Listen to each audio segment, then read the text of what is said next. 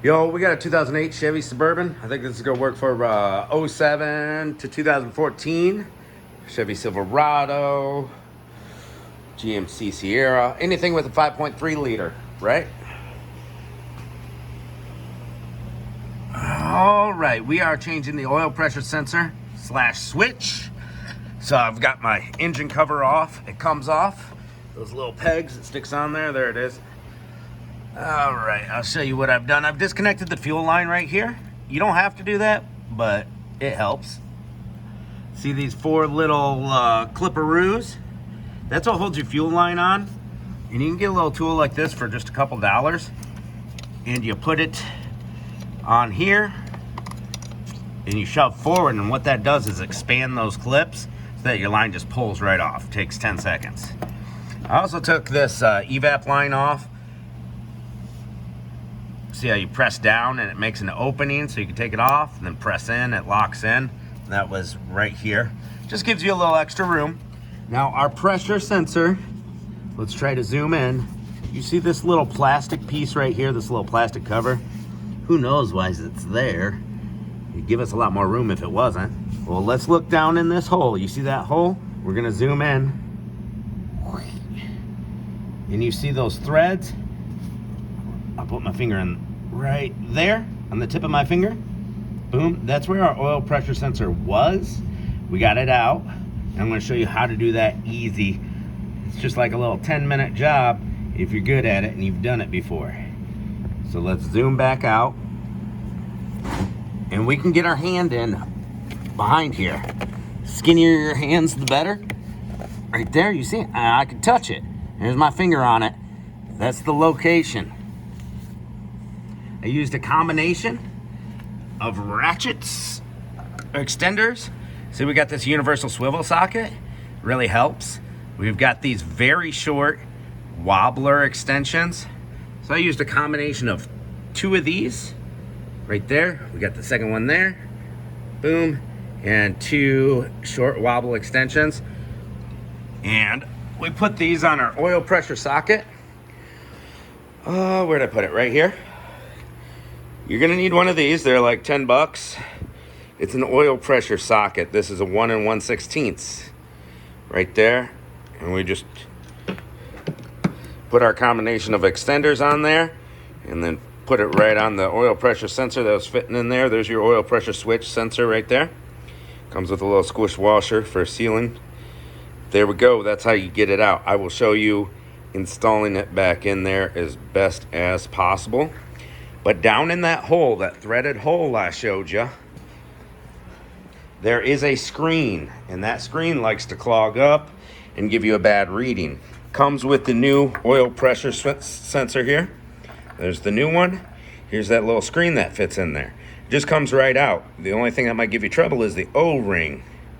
So we are going to attempt to get this screen out of there, the old one, so we can put this new one in. Or if you're having oil pressure oil pressure problems, you can take your old sensor out and just try blowing the screen out with some carb cleaner, because they can get clogged up and give you a bad reading. Or it could be your oil pump or oil pump pickup tube. The O-ring inside of it goes bad. All kinds of stuff can give low fuel pressure. Let's get to it. Hey guys, I got that screen out of there. What I used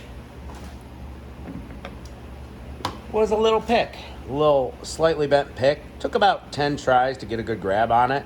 I was really trying not to break it into pieces or anything. Kind of looked at my new screen and saw where it would kind of hook into the screen and pop up. Unfortunately, it rolled under the intake when I got it out. It fell off my pick, and I really wanted to see if it was clogged up or nasty, but oh well.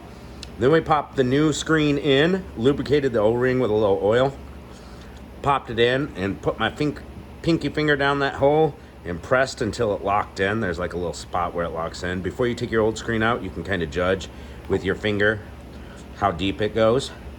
So I put it in there and pressed down, and I was like, well, it's still too high, so I gave it a little more of a press, and then I kind of like felt it lock in to its slot, its little groove. And I know you can't see very well, but I want to show you in real time how long this takes to get this new sensor in. We've got our extenders all set up, nice and wobbly.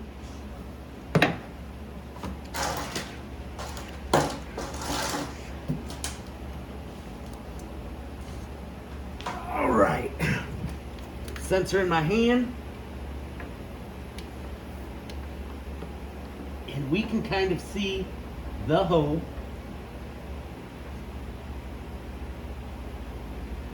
Through that little peak hole type deal in the plastic thing.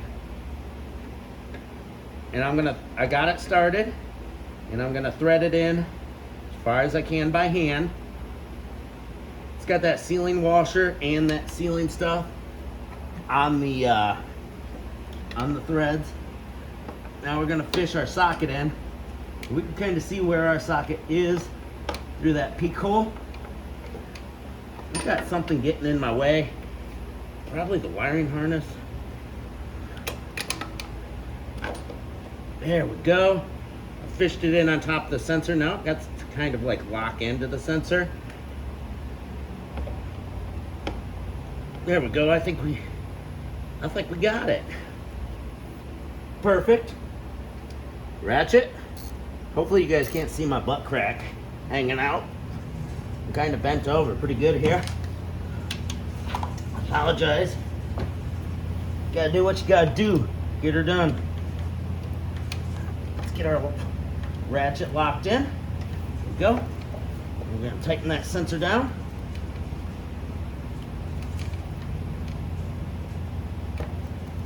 Couple clicks at a time. We're gonna pray to the car gods that our little clip is facing in a good direction, that we can get the wiring harness on easily. Ooh, it's tight. It's on there. So that means I got it on there pretty much all the way by hand.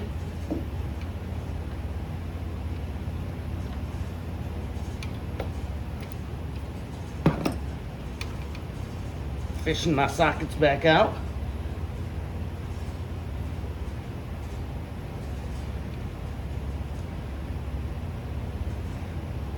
All right, my oil pressure sensor socket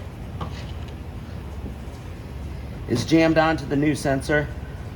So what I'm gonna do, put my extenders back on there and give it a little crank to the left to loosen it. Not enough to loosen the sensor, but enough to break the socket free from the sensor. Should have sprayed a little PB blaster in that socket because I knew this would happen. But there we go, we got it back on. We got the sensor in there. And all we gotta do is clip the wiring harness on. We'll reach our hand back there and grab that wiring harness. And then we'll clip our fuel line back on. It'll just clip back on, you'll hear it click. Same story with our broken PVC hose. Somebody rigged it up with a chunk of rubber back to the hard spot. Yeah, hard plastic. Clip this guy back on, put her cover back on. I did spray out that hole a little bit in case there was some junk in there before I put the new sensor on. All right, catch you guys later.